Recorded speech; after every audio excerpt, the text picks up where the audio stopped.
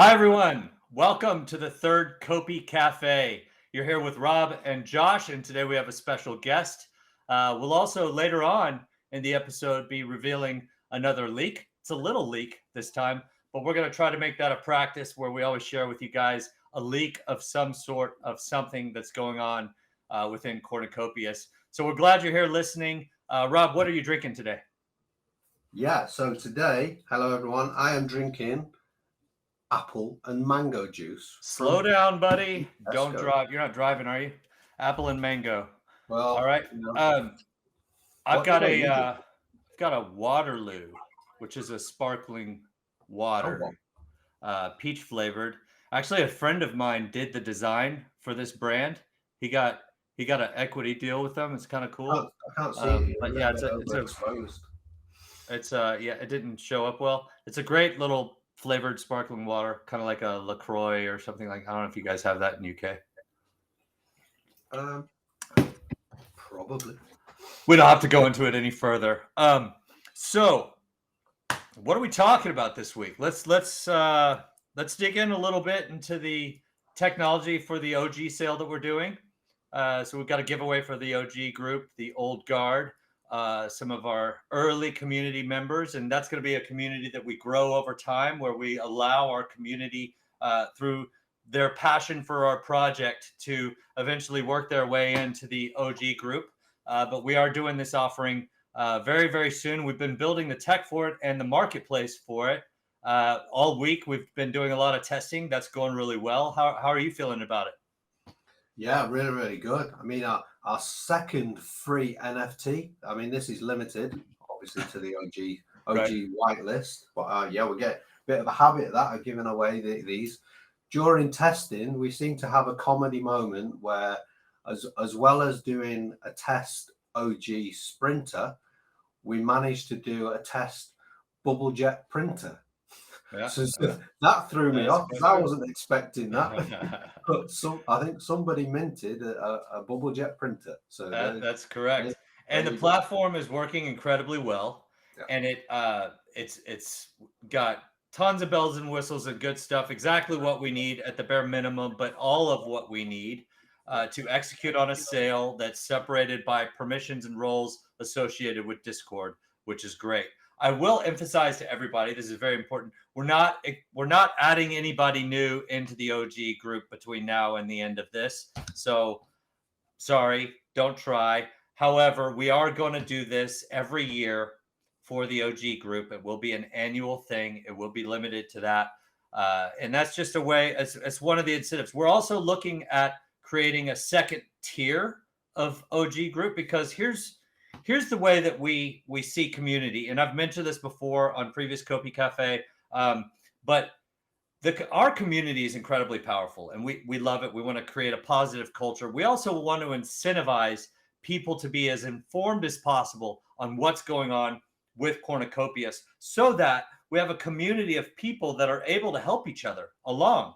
And we've got different segments in our Discord channels where people can explore architecture or different areas that we want to see excellence coming from our community in terms of creation. And over time, as we gradually decentralize, that'll get even more and more powerful. So as such, we can't have the OG group stay the same size, nor can there just be a huge separation of the general group in Discord and the OG group, because it's not going to be a very self-moderating community if we've got that element. And so what we want to have, we want to grow out two tiers, at least right now. We want to soon, when we haven't, I guess this is another leak to an extent because we haven't really announced this, but to have a second tier, maybe OG2 or something like that, which is not going to be involved in the sale. It would be a completely different name, but a second tier where these people have certain criteria that they've developed and a certain amount of knowledge they have of the Cornucopias project. And both of these would grow with the general percentage growth of the population. It's not entirely defined, but we just want to let you guys know that this is how we value community. We're trying to create incentives in a variety of ways for all you guys that are investing your time with supporting what we're doing here. I mean, and that's the bottom line. There's definitely. only so much we could do, but we want to support that. So and check our Discord, because there's instructions there how to become an OG. And just because you're not participating in this sprinter, there's early testing for the alpha game. There's early testing for the mobile game. So there's lots of incentives to become part of the old guard. absolutely, 100%. But back to the tech. I'm really excited about what we have. This doesn't mean we're going to not work with third parties anymore. It means that we're in a place in our project where, and in the industry where, we're in early industry on crypto, and we're also with very early NFT tech on Cardano. And what that means is you don't want a single point of success or failure. You need to have multiple options available to you, and we've had that philosophy from the get-go. It creates extra expenses, it creates additional challenges, but the reality is this is a very important thing that we get right. And so I think we're going to have something pretty awesome to show soon for our land sale. Really, what this is trying to set us up for is our land sale, which we could talk a little bit about today.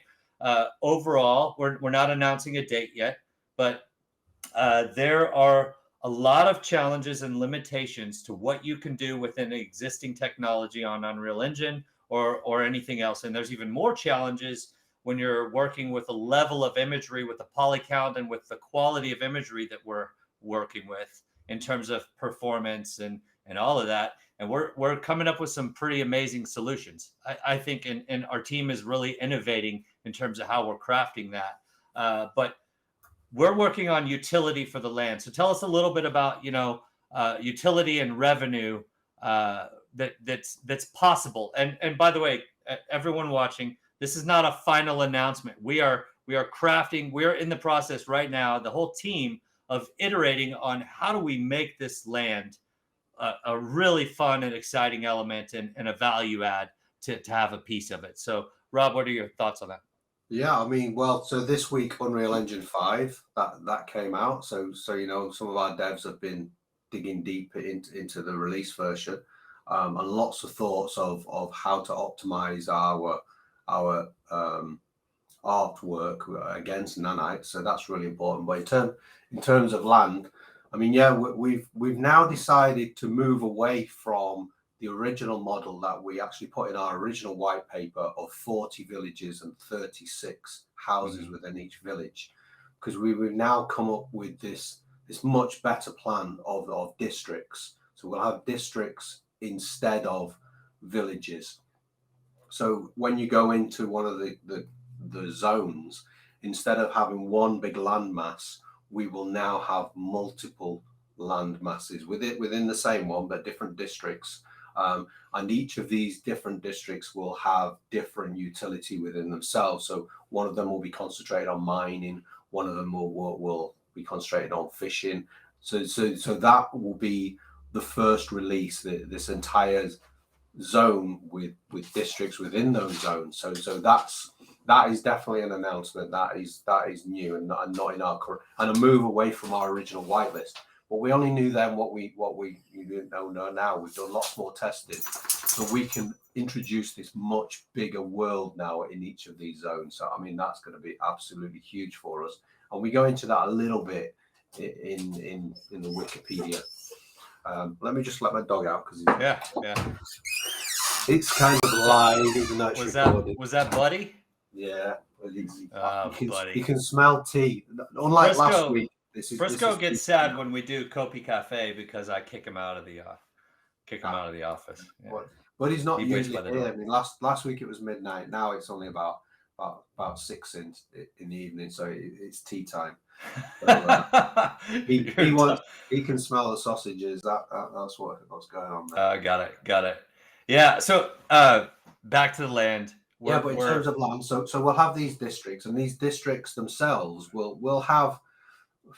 They are kind of villages, but the villages, like we've said before, they're not set little pieces of geometrical squares here and there. The lands are in different shapes, and on your land you will be able to obviously put your property on there, but your property as well, depending how big or how small it is, that land can morph into different utilities. So it can be a residential property, or it can be a commercial property, or it can be a farm if you've got some really big land, or it can actually be a mixture of them both. Although some would say if you've got a really small plot of land with a farm, it's more of a big garden. But Right. but then the properties themselves, you can then get a different blueprint, and then you can start building these properties higher and higher, and then you can start renting those rooms out, which is important for players. So if they need to refresh or replenish or any other utility that we're going to build into different zones, you don't have to go back to your home bubble to replenish your energy or whatever that game mechanic is. You Saves can now time. do this by resting within the actual zone itself. Right, which, by the way, is not a means of passive income. You still have to take action within the game to be a land owner. That's an important thing to note there. You still have to play the game. However, it is a value add for the landowner. And you will still be part of a district or a village community. So there will still be districts versus other districts competitions that we talked about, leaderboard. But also in the future, something that I can talk about is we released our brand new roadmap. So I mean, I can show you my roadmap now if you want to share that. The only other thing I would say about the land sale and the land utility is just, we're looking at exploring the different use cases for the land, the utilities. So you mentioned a little bit of it, but we're talking about a blacksmith. We're talking about how we're going to move raw material through the game. For example, a tree gets cut down and processed and refined and turned into lumber, which can then be used to build a house. We're going to have these kind of stages of raw materials. A stalk of corn will be cut down, farmed, refined, and sold to the market as food for within the game, so that you can replenish your energy as your character, or possibly animals of some sort. And it could be turned into biofuel for the sprinters and the javelins as well. Yeah, so there's a variety of use cases. We're just talking through what are we going to have the ability to deliver on for, within our existing roadmap, which is kind of where you were headed next. So go ahead and talk us through that. Yeah, so the roadmap I feel is really important, and also a really challenging thing to do. This whole game is challenging, how to set your stall out before you're about to build it. Usually games come out and then the manual will follow and fans will create their own sites. We're trying to have forward thinking, and we know some of the ideas will be wrong and they'll slightly change. I use the example of the white paper and the land, how that land is now changing. Hopefully a year on now we'll have less changes, but Unreal Engine 5 brings us new opportunities that we will include in the game. So some parts of it will slightly change, and depending how many people join us in the team, we might bring some of the roadmap forward, or we may put off parts of the roadmap and then introduce different elements. It's a moving landscape, but we're going to try and not move it too much.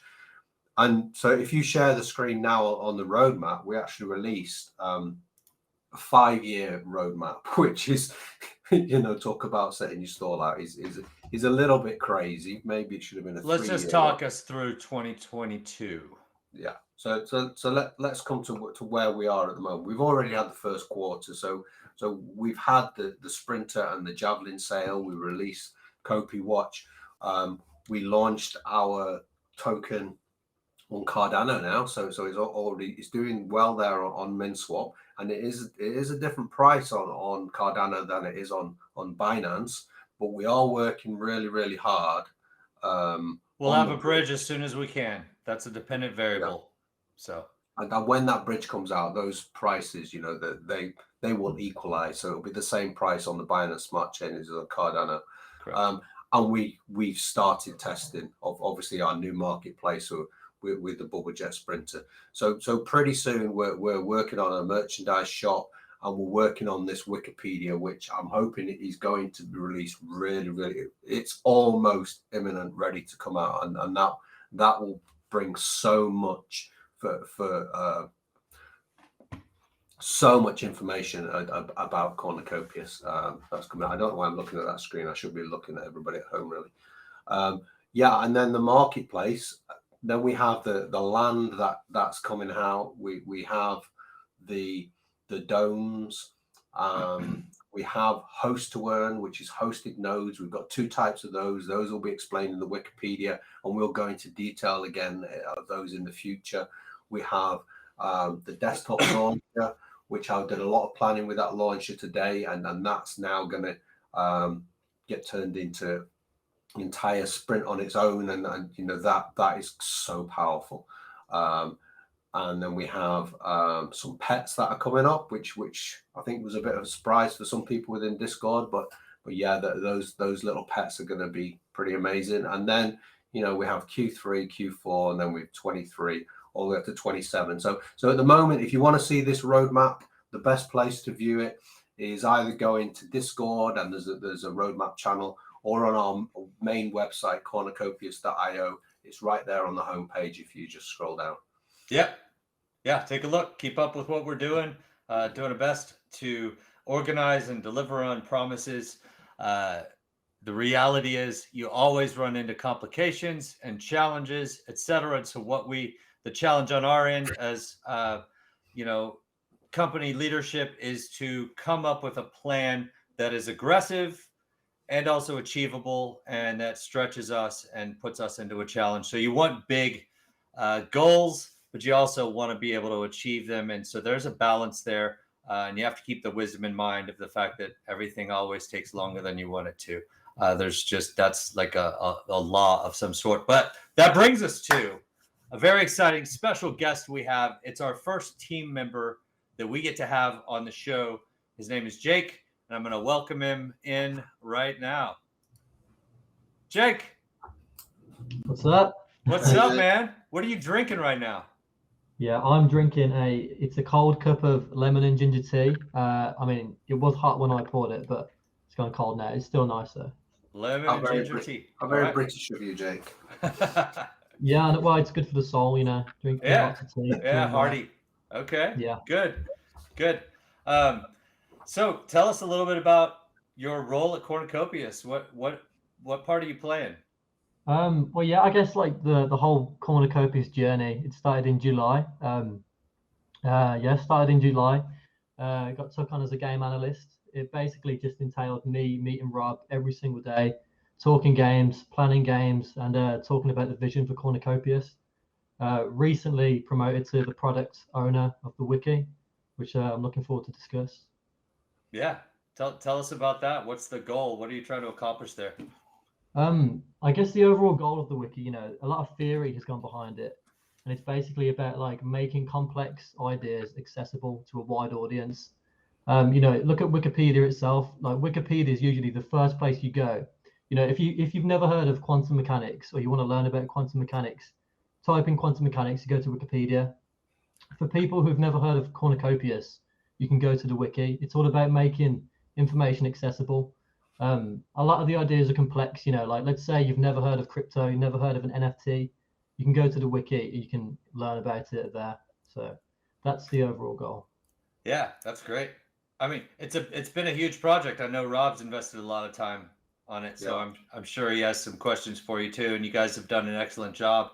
And I think it's important to note that it is, when we do publish it, it's going to be a resource for the community. But it's a work in progress. This is an ongoing, living, breathing thing. So we'll make changes to it. We'll make additions to it. It's like an extension of the white paper where we're really getting into a lot more detail. And you guys have done a ton of work on it. I haven't even had time to fully finish reading it yet. I'm about 85% through. But you guys have done a lot. I mean, there's hundreds of pages, right? It's a good amount of content. We've spent the last few weeks actually removing some of the pages because we'd rather not, overpromise than under-deliver. And so I think, Jake, you've been with us since July. One of the very first hires that we did. You came down with us to the Crypto AM evening in London. What was that like? Yeah, really fun. It was Canary Wharf in London. I mean, I've been to London a few times, but nothing like that. That was a great event. Meeting some good people, learning about, crypto itself and learning about the industry. But yeah, it was good fun. And that was the first time we'd actually, even though we're both in the UK, that's the first time we actually met. It took us, was it about 8 months before we even met each other? Yeah, 6, 7, 8 months. We all work remote. Like we all work all around the world. America, Scandinavia. But the first time we've met, so yeah, it was fun. It was really good. And the team itself, you've seen the team go from 6, 7 people all the way up to 22 people now. I mean, what's that been like? Yeah, it's cool. Well, it's weird because it progresses. On one hand, it progresses slow, so you don't realize it. It's only when you look back and look from where we've come from, you realize how big and how productive we are now. Yeah. But yeah, it's exciting, and we're only going to get bigger. So yeah, it's really exciting. Those Tuesday meetings, there's when we have the and everybody has a little box, don't they, on the Google Meet. Yeah, I mean, I turn my boxes all the way down because I can't handle 20 odd like faces. So I turn it down to 6, and Oh, do you? So you only see the people that are talking. It's just mainly. You have no idea the hand gestures I'm making towards you. Then is that accurate? I'm joking. I don't think so. No. So tell us, have you enjoyed it with Cornucopias? Is this your first startup kind of environment? Well, yeah, for sure. I mean, it's my first like gaming company. Like, it's definitely different to different, other industries I've worked in. It's laid back, and it's like, like we're making a game. It's fun. Like, it's all about creativity. Like, we've all got ideas, and we're all bouncing off each other. And that's the best way to be productive, really. So it's all about, you get lots of creative people in a room. You all bounce off each other, and then you get, great ideas like Cornucopias, and it's fun. Like, it really is like, turning up to work. Where it's like I don't necessarily turn up to work because I'll be working at like, I start about 8:30, and then in the evening sometimes I'll just jump on my PC, do a bit more work. Saturdays, Sundays do work, but it doesn't feel like work because you're kind of contributing to something you're passionate about, and then you've got a vision for where it's going to end, and the sooner you get there, or the sooner you get there, the better. But you want to make it right too. You want to make it, when it comes to when it materializes. Yeah, and I think it's like you say, it's a very flexible environment, and I think you've seen that. We're not dictators. This game has evolved with the team as more members have come in, and we've discussed people bringing new ideas, and we look at incorporating somebody. So everybody's kind of invested, not just in time wise, but yeah, I think we're very inclusive company. For sure, it's a team effort, and even the wiki itself, technically I am the product owner of the wiki, but it's not all my work. Like, it takes, part of like the product owner role. It's all about communicating with people and bringing people together, and it's all about synthesizing ideas into like pure forms, and finding the best ideas. And to do that, you need to communicate. There's we've got game devs, we've got people in marketing, and then yourself, the founders. We've all got ideas. And then the wiki, and my job, it's all about communicating and bringing it all together in a pure format. Yeah, which probably isn't exactly easy. Yeah. I guess, I mean, if we're talking about a challenge for the wiki, it's more of the writing style, because it's a lot of complex ideas, and we've got to keep in mind that a lot of these ideas are new to people. So the writing style has to be kind of objective, and it has to be clear, and that's the challenge. Because we're communicating with all these people who are experts. Like, everyone in this team is an expert in their field, but it's kind of my job to collect information and then try to deliver it in a pure form and a simple form for people. You kind of got to ask yourself, like, if I've never heard of this topic, like, how would I explain this to someone who's never heard of it? And we can go into details like later on in the wiki, or if you scroll down, find details. But it's a balance of writing information simple, but then so is the Wikipedia, is it just a bunch of text then? No, I mean, the text is there. It's all, it's descriptions, definitions, but there's videos, there's links, there's images. It's all information about the business, about the game, and about our vision. I imagine us having some sort of pop quizzes at not pop quiz, but like a quiz for elevating yourself to the different tiered roles that we eventually have within our communities. Something that says, yes, I've studied the material. I know what's going on with the game. I'm equipped to communicate with other people within this place with a voice of authority and have, this icon next to my name in the role, that sort of thing. This is going to be a very valuable tool for our community. So we're really excited. And it's not just for our community, for the team, for us to all be on the same page about where everything's at least in this current moment.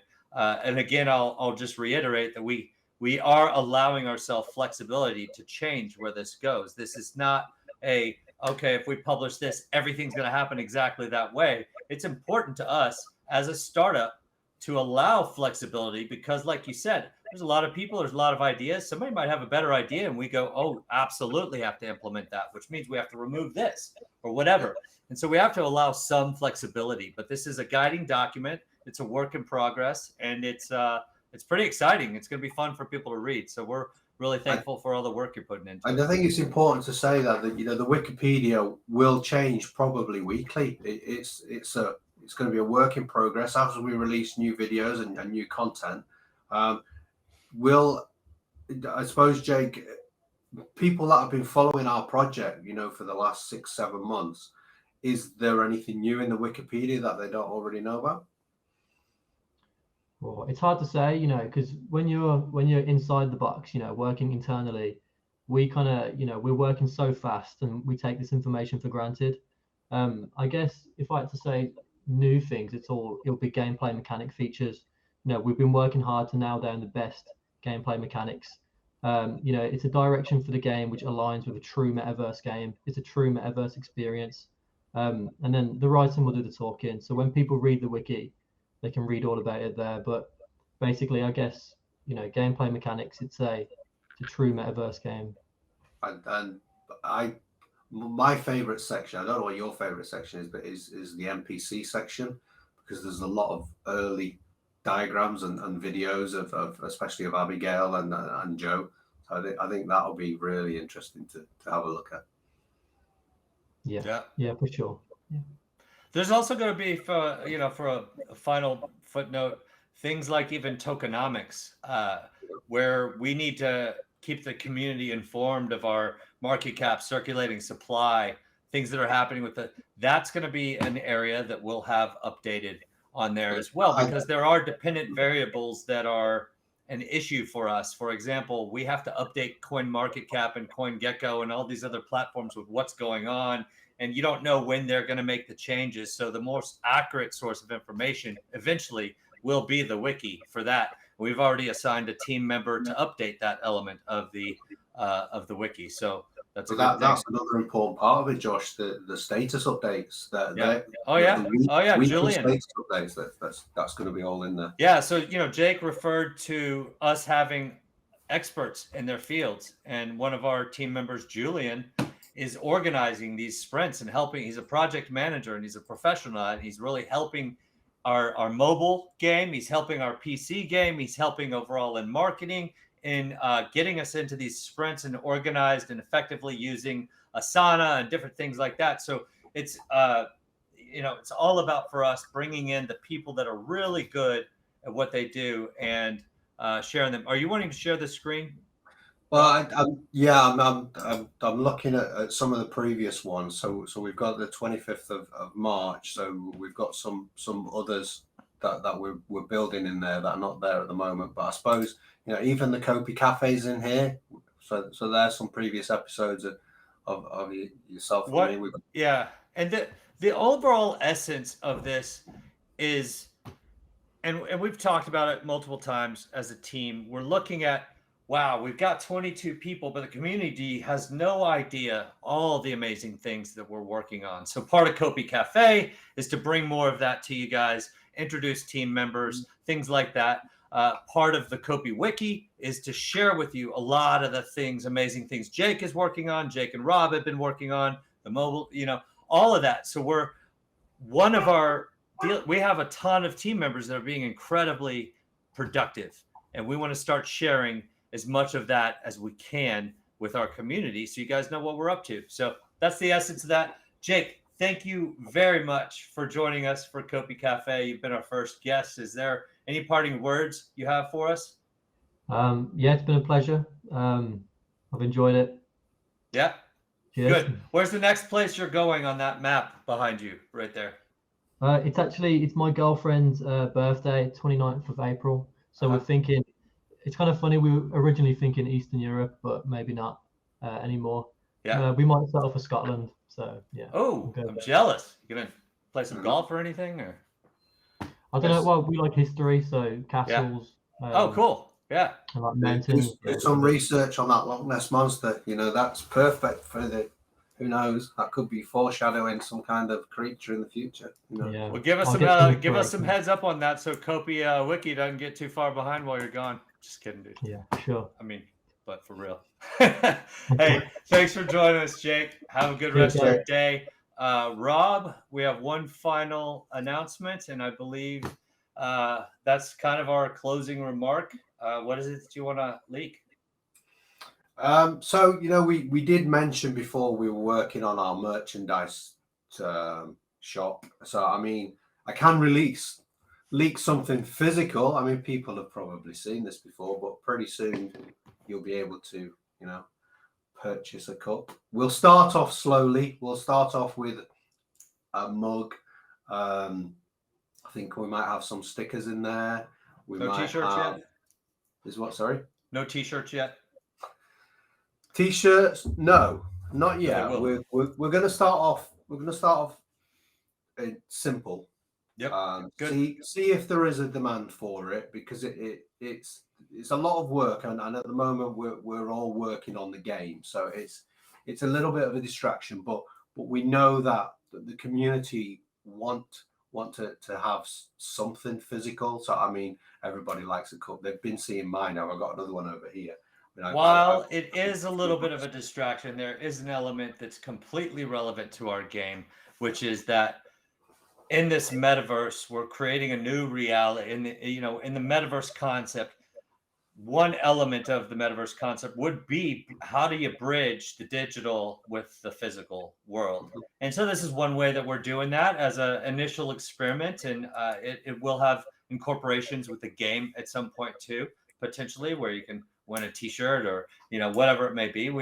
It's not going to be a big distraction, but there is a huge element that we are researching here as well, which is bridging the digital with the physical. Any final words? Are you singing us out today, or are we just saying goodbye? No, I mean, you keep tempting us. I think maybe in the future we might have something to do with. No, only on our Discord AMAs. That's a special privilege for when we do a Discord AMA. Yeah. But anyway, hey, thanks, Rob. It's always good to catch up with you on COPI Cafe, and we'll see you guys on the next one.